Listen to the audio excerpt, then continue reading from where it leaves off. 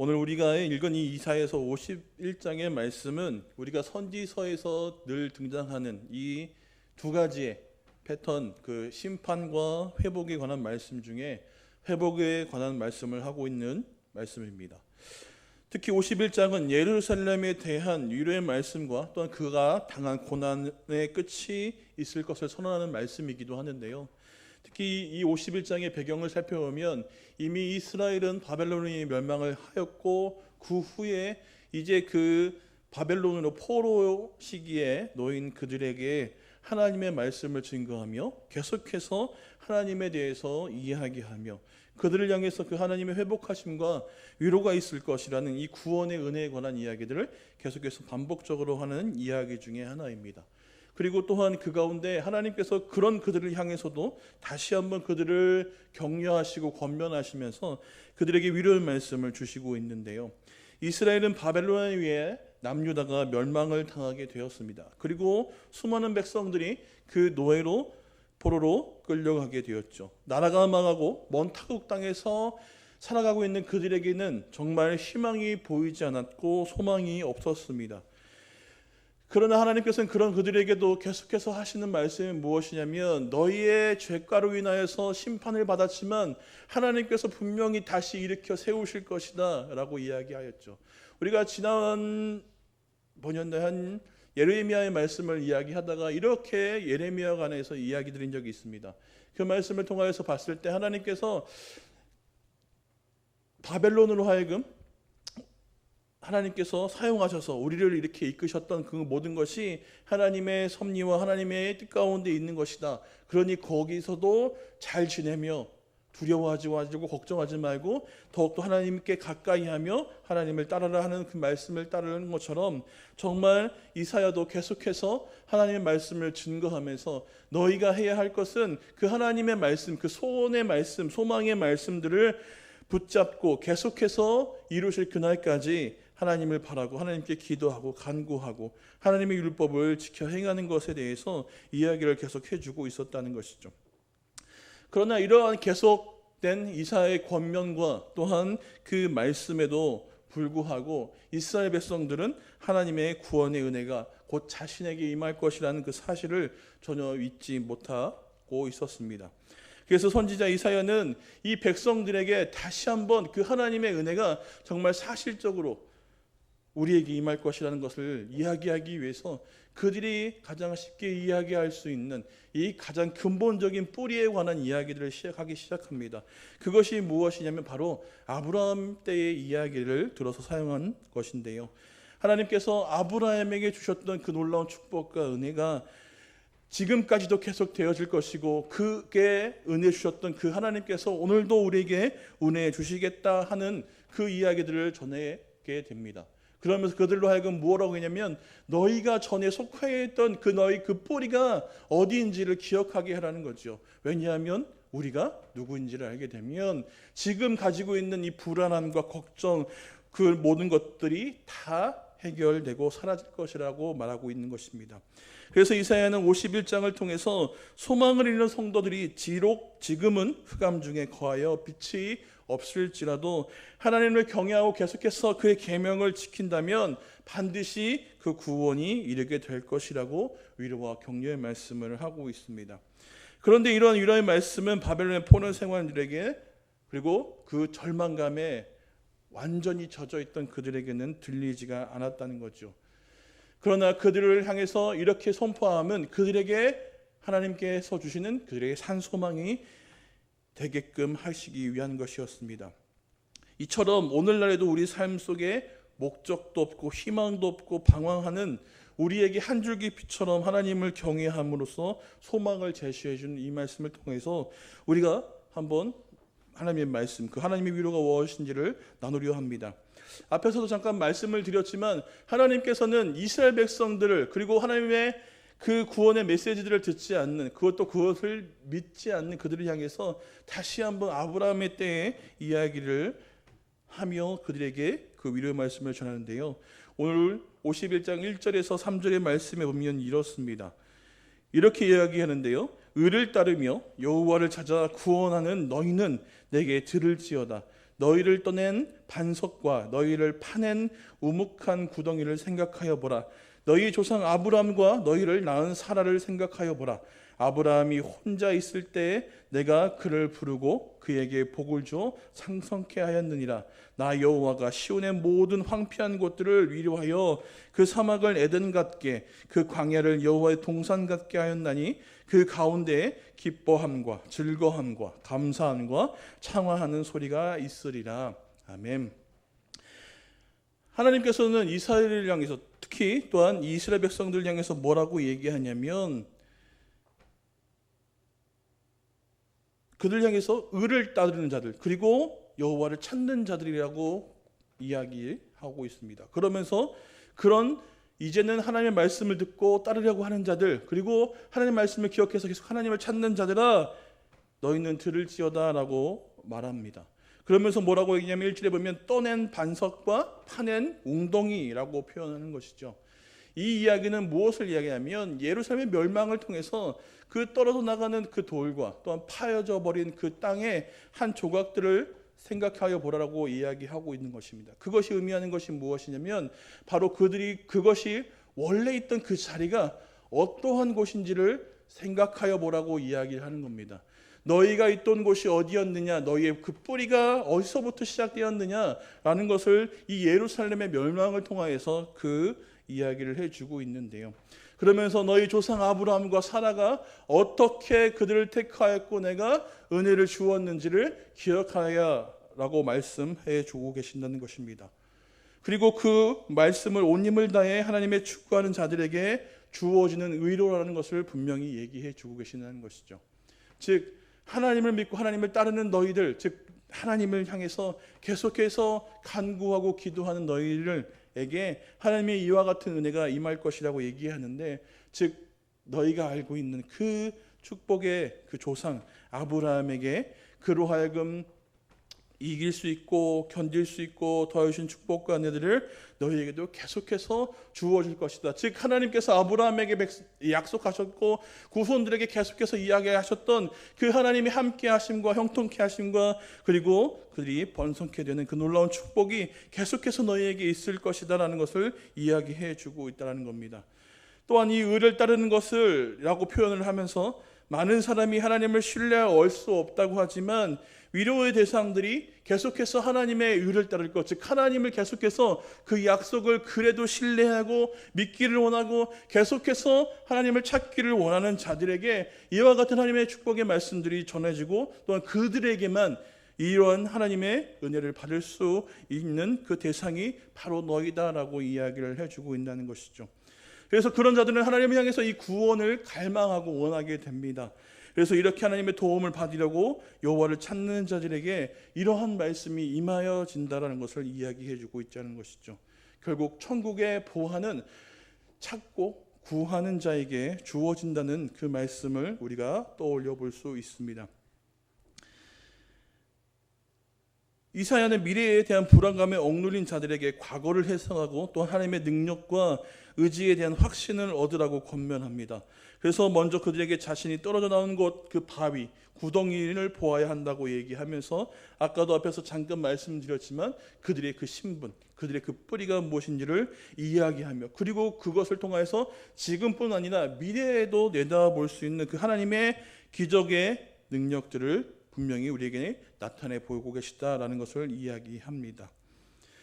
더욱이나 이 1절과 3절에서 특히 1절에서 시작하는 이 의를 따르며 여호와를 찾는 자들이라고 이스라엘 백성들을 표현하셨습니다. 그런데 이러한 자들에게 하나님의 축복과 그것을 통하여서 바뀌어진 그 기쁨의 소리와 즐거움과 감사함과 찬양하는 소리가 되어버린 그 백성들을 통해서 이제 하나님은 이 백성들을 표현하는 방식들이 바뀌어지게 됩니다. 뭐라고 얘기하냐면 4절의 말씀에 보면 내 백성이여 내게 주의하라 내 나라여 내게 귀를 기울이라 이는 율법이 내게서부터 나아갈 것이며 내가 내 공의를 만민의 빛으로 세우리라 라고 말씀합니다. 앞에는 뭔가 상관이 없고 그래도 뭔가 쫓아오려고 하는 그런 사람들로 이스라엘 백성들을 표현했는데 이제 그런 이스라엘 백성들을 하나님께서는 이제 따르려고 추구하는 자들, 그리고 하나님께 나아오는 자들을 향해서 뭐라고 얘기하시면 내 백성, 내 나라라고 표현을 해주신다는 겁니다.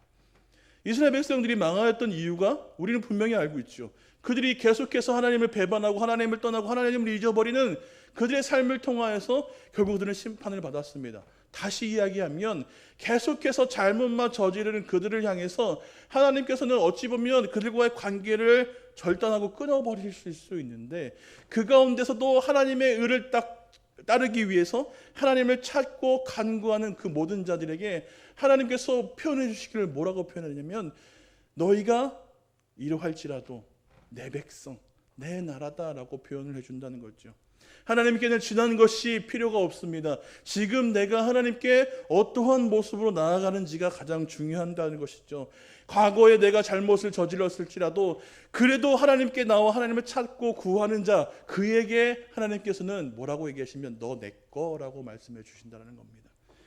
그래서 그 하나님께 속한 그 모든 자에게 하나님의 축복이 더해줌을 말미암아 그들에게 이제 위로의 말씀을 전해준다는 것이죠.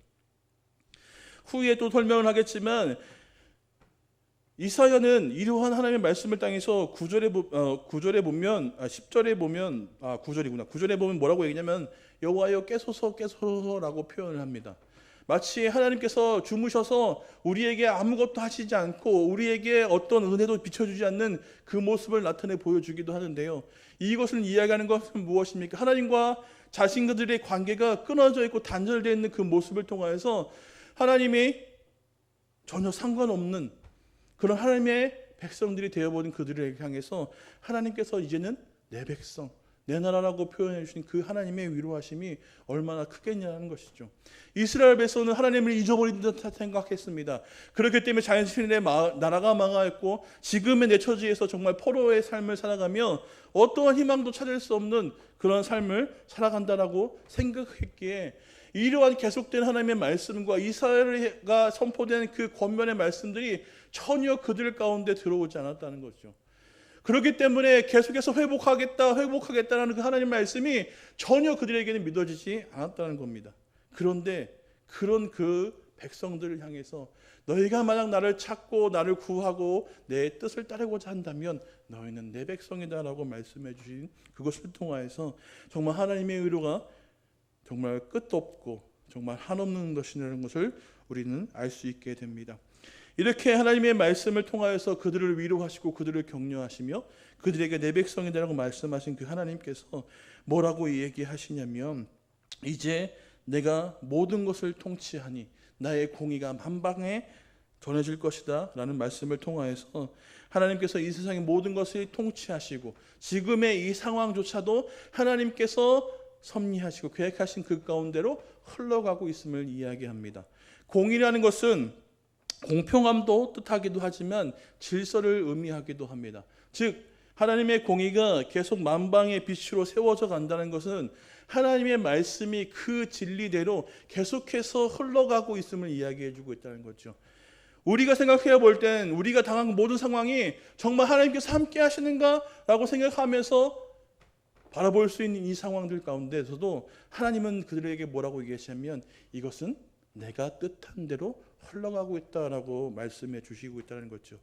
이런 말씀을 통해서 이스라엘 백성들을 향해서 하나님께서 뭐라고 말씀하시냐면 내가 너희에게 약속한 그 약속이 계속해서 흘러가고 이루어져 가고 있다는 것을 분명히 이야기해 주시고 그것이 반드시 이루어질 것이라는 것에 대한 그 확신을 그들로 하여금 다시 가지도록 해 주셨다는 겁니다.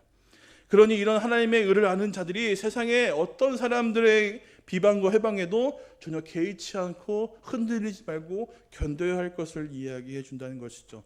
그래서 오늘 7절과 8절의 말씀을 보면 이와 같이 이야기합니다. 7절과 8절 말씀 우리 함께 읽어볼까요?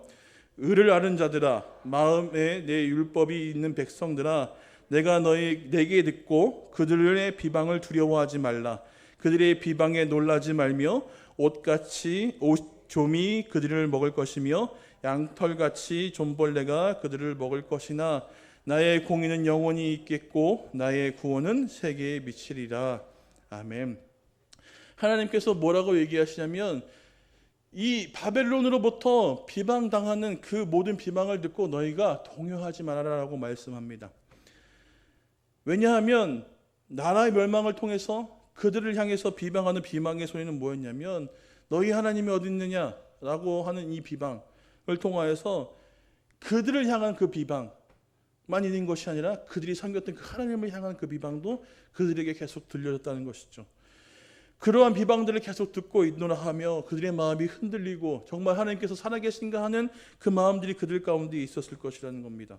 그러나 하나님께서 뭐라고 얘기하냐면 이제 내 모든 것이 내가 뜻하는 대로 흘러가고 있으니 너희는 그러한 소리를 들어도 굳이 흔들릴 필요가 없다. 다 무시해버려도 상관없다라고 말씀해 주시는 거죠. 왜냐하면 그들이 자랑하고 그들이 그렇게 내세우는 그 모든 것들은 좀 먹은 옷같이, 좀 먹은 양털같이 다 사라져버릴 것이라는 거죠. 그러나 오직 하나님의 말씀은 영원히 계속되어 있고 그것이 계속해서 이루어져 간다는 것을 하나님께서 말씀해 주신다는 겁니다. 이것이 구원받은 백성에게 하나님께서 더해주신 은혜라는 것이죠. 즉 하나님의 뜻에 따르고 하나님께 찾고 간구하는 그 내 백성들에게 하나님께서 이와 같이 다시 한번 그들에게 확신을 가질 수 있도록 말씀해 주시는 것이죠. 너희에게 선포한 말씀, 너희에게 약속한 그 모든 말씀이 이와 같이 없어질 것이 아니라 영원히 계속될 것이고 그것이 반드시 이루어질 것이라는 것을 그들에게 말씀해 주셨다는 거죠. 그러니 그들로 하여금 기쁜 마음을 품을 수 있게 해 주셨다는 겁니다. 우리에게도 이와 같은 상황에 놓여 있을 수도 있다는 거죠. 세상에 많은 사람들이 예수 믿는 자들을 향해서 특히 오늘의 시대는 많은 비난들을 합니다. 왜냐하면 물론 그렇게 살지 못한 것도 있고 또한 그런 상황들을 보다 보니까 많은 비방도 듣게 됩니다. 그러나 이번 비방 가운데 흔들리지 않고 하나님의 말씀을 온전히 따르며 사역을 감당하셨던 분이 있습니다. 그분이 바로 예수 그리스도이시라는 것이죠. 이 땅에 오셔서 내가 하나님의 아들이라 이야기하며 하나님의 말씀을 증거할 때 예수님께서는 세상 모든 사람들에게 정말 모든 비방과 모든 욕과 또한 심지어는 매맞음도 당하셨다는 거죠. 그 가운데서도 예수님께서는 흔들리지 않으셨고 정말 진실된 그 하나님의 진리의 말씀들을 선포하며 그 모든 사역들을 감당해 나갔다는 겁니다. 이것을 본받아 우리도 이와 같이 흔들리지 말고 하나님의 말씀을 따르는 그 우리의 백성으로서의 본분을 지키며 살아가야 할 것입니다. 왜냐하면 예수님이 그와 같이 행하실 수 있었던 이유는 하나님이 그와 함께 하셨을 뿐만 아니라 그런 하나님의 인도하심과 이루신 놀라운 역사가 그 글 가운데 분명히 있었기 때문이라는 거죠. 다시 말하면 하나님을 믿고 따르는 우리에게도 분명히 하나님께서 약속하신 그 말씀이 분명히 이루어질 것이라는 것이기 때문에 세상의 그 어떤 비방에도 세상의 어떠한 그 소리에도 우리가 흔들리지 말고 당당히 나아갈 수 있어야 할 것입니다. 이런 하나님의 말씀을 들은 이사야는 여호와께 약속하신 구원이 속히 이루어지게 해달라고 그래서 간절히 기도하게 됩니다. 그래서 9절과 10절과 11절을 통하여서 그 하나님을 향한 간절한 기도를 하게 됐다는 거죠. 먼저 9절의 말씀 우리 함께 읽어보겠습니다. 여호와의 팔이여 깨소서 깨소서 능력을 베푸소서 옛날 옛시대에 깨신 것 같이 하소서 라합을 점이시고 용을 찌르신 이가 어찌 주가 아니시며. 이 이야기는 무엇을 이야기하냐면 이사야의 간절함이 담겨져 있는데 여호와의 팔이여 깨소서 깨소서라고 표현을 합니다.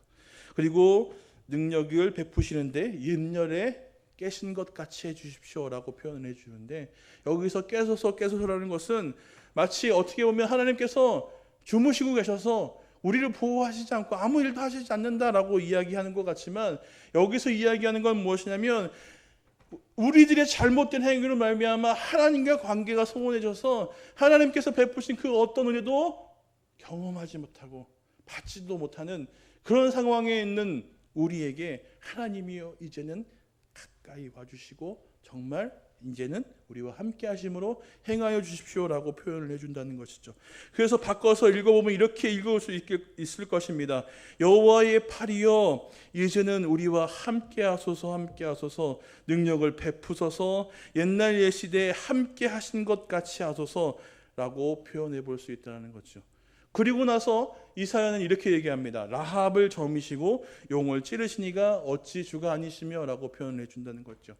여기서 이야기하는 것은 라합과 용은 이 고대 시에 나오는 신화에 등장하는 괴물입니다. 그런데 이사야가 굳이 이 신화에 등장하는 이 괴물들을 사용하여서 표현하는 것이 과연 무엇이었을까요? 무엇을 표현하고자 하여서 이와 같이 이야기하였을까요?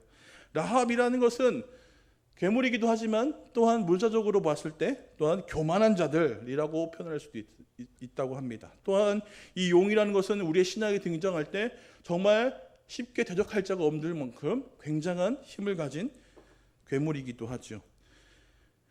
이와 같이 표현해 주고자 하였던 이 이사야의 이야기는 무엇이냐면 그 다음 10절에 우리로 하여금 이 이야기가 무엇인지를 알게 합니다. 10절의 말씀을 읽어보겠습니다. 바다를 넓고 깊은 물을 말리시고 바다 깊은 곳에 길을 내어 구원받은 자들을 건너게 하신 이가 어찌 주가 아니시냐이까. 우리가 이 말씀을 읽어보도 아시겠죠. 바다를 말리시고 건너게 하신 그 사건이 과연 어느 때에 있었을까요? 바로 출애굽 때에 있었던 일이라는 겁니다. 그렇다면 이 구절에서 표현한 이 라합과 용은 결국 무엇을 얘기할까요? 이 애굽을 표현한다는 거죠. 하나님을 무시하고 하나님을 대적했던 이 교만한 자, 그리고 그 당시에 가장 강했고 굳건하였던 이 애굽의 세력을 표현하기 위해서 이 라합과 용을 사용해서 이사야는 표현해 준 겁니다. 이렇게 이사야가 표현했던 이유는 그것보다 더 강하신 하나님의 능력을 더 부각시키기 위한 것이었는데요. 하나님께서 행하시는 일들 통해서 그들을 물리치시고 그들 가운데 구원하시는 그 하나님을 더욱더 바라볼 수 있게 표현해 준 것입니다. 그렇기 때문에 이사야는 이 간절한 기도 가운데 옛날 옛시대에 하나님께서 그 애굽을 통해서 구원해 주신 그 하나님의 놀라운 능력, 이제는 우리와 함께 하셔서 다시 한번 우리에게 능력을 나타내 주십시오라고 표현하는 것이죠. 그러면 좀 더 쉽게 표현하면 이것입니다. 하나님, 지금 우리가 당하는 이 상황 가운데 하나님의 구원이 분명히 임할 것인데 그 구원이 어느 때와 같이 출애굽 때와 같이 똑같이 지금 우리에게도 임하실 줄 믿습니다라고 하는 고백이라는 겁니다. 이렇게 하나님의 은혜와 하나님의 축복을 받은 그들이 이 기도의 제목만 이사야가 하나님께 올려드렸던 것이 아니라 이 이사야는 이 기도의 제목 마지막에 하나님을 찬양함으로 끝내게 됩니다. 그것이 오늘 본문의 말씀인데요. 본문의 말씀 함께 읽어보겠습니다. 11절의 말씀입니다. 여호와께 구혹받은 자들이 돌아와 노래하며 시온으로 돌아오리니 영원한 기쁨이 그들의 머리에 있고 즐거움과 기쁨을 얻으리니 슬픔과 탄식이 달아나리이다. 아멘. 여기서 영원한 기쁨이 그들의 머리 위에 있다라고 하는 이 표현은 무엇이냐면 결국 정말로 하나님께서 이 바벨론에서의 구원을 이루셔서 우리로 하여금 그 구원을 맛보게 하실 것이다 라고 하는 표현인 겁니다. 즉 이사야는 간절한 마음을 더 하나님께 기도합니다. 하나님, 과거 애굽 때의 그 어려운 상황 가운데 하나님께서 행하신 그 놀라운 능력과 구원의 그 은혜가 오늘도 우리에게 있기를 원합니다. 왜냐하면 우리는 하나님을 찾는 자들이요, 하나님을 따르기 위한 자들이요, 하나님께 나아와 하나님을 향해서 구하는 자들입니다. 즉 하나님의 백성입니다. 그러니 하나님의 말씀이 그때와 같이 지금도 이루어질 줄 믿습니다 라고 이야기하며, 그래서 이렇게 찬양합니다. 그러니 정말 그 구원의 은혜가 우리에게 임할 줄 믿습니다. 그리고 그 후에 나오는 그 말씀, 그 은혜로 말미암아 우리가 즐거워하고 기쁨을 얻게 되고, 그래서 우리가 가지고 있는 이 노인 상황의 슬픔과 탄식이 사라질 것입니다 라고 표현해 준다는 겁니다. 이사야는 아까 51장을 시작하면서 말씀드렸던 것처럼 정말 포로에 놓여 있어서 그 어떤 희망도 바라보지 못하고 절망 가운데만 놓여 있어서 슬픔과 탄식만 해내가는 그들을 향해서 이야기합니다. 그렇게 하나님의 말씀을 받았고 그것을 증거하며 이사야는 고백하기를 하나님을 찾는 백성들이 하나님께 나아가오니 하나님 이제는 우리와 함께 해주십시오. 그리고 그 함께 하시는 말미암아 하나님의 놀라운 능력과 그 은혜가 우리 가운데, 그 구속의 은혜가 우리 가운데에 임할 줄 믿습니다. 그래서 우리가 그 은혜로 말미암아 실질적으로 지금의 내 상황이 모든 것이 해결되지는 않았지만 하나님, 내가 그것을 말미암아 즐거움과 기쁨을 얻게 됩니다. 그래서 우리가 이 슬픔과 탄식에서 벗어날 수 있게 될 것입니다 라고 고백하며 찬양 올렸다는 것입니다. 하나님께서는 절망에 사로잡혀 하나님의 말씀을 듣지 않는 이스라엘 백성들에게 하나님께서는 그들을 꾸짖으셨지만 그들을 향해서 다시 한번 권면하시면서 그들을 위로하십니다. 그래서 그들을 향해서 의를 따르는 자들, 여호와를 찾는 자들이라고 표현하지만 이후에는 그들을 향해서 뭐라고 표현하시면 내 백성, 내 나라라고 표현해 주시며 다시 한번 하나님과 함께 관계를 맺으며 함께한 백성임을 다시 한번 명시해 주며 그들을 향해서 위로하시고 격려해 주십니다. 그러니 너희는 내 백성, 내 나라이기 때문에 세상의 어떠한 비난과 비방에도 흔들리지 말아라. 왜냐하면 하나님의 이 구원의 능력의 약속이 분명히 이루어질 것이기 때문이라는 거죠. 또한 그것을 통하여서 이사야는 찬양하며 하나님께 간구하였습니다. 하나님, 분명히 그때가 이루어질 줄 믿습니다. 그러니 하나님, 우리도 이와 같이 되기를 원하며 하나님을 찬양합니다 라고 기도하였다는 겁니다. 우리가 기도할 때 이와 같이 우리의 필요한 원하는 것들만 기도함으로 마무리하지 마시고 이와 같이 하나님의 그 이루심을 바라며 함께 찬양하며 기도를 마무리해야 하지 않을까도 생각을 합니다. 이렇게 우리도 또한 하나님의 여호와의 격려가 필요합니다. 물론 지금의 교회 상황뿐만 아니라 분명히 우리의 생활 가운데 또한 우리가 원하고자 또한 이루고자 하는 모든 상황 가운데 분명히 하나님의 격려하심과 위로하심이 필요하실 것입니다. 그런 하나님의 위로와 격려가 우리 가운데 필요하며 그것을 받을 수 있는 이유는 우리가 계속해서 하나님의 뜻을 따르고자 하나님의 율법을 지키고자 계속해서 하나님께 나아가는 하나님의 백성들, 즉 그리스도인들이기 때문입니다. 그렇기 때문에 우리가 지금처럼 계속해서 하나님을 찾고 구하고 하나님에 대해서 알게 된다면 이러한 놀라운 하나님의 구원의 능력이, 그 은혜가 우리 가운데도 임하여져서 우리가 필요한 모든 것대로 또 우리가 바라고 기도하는 것 모든 것대로 하나님 뜻 가운데 온전히 이루실 줄을 믿는다는 것이죠.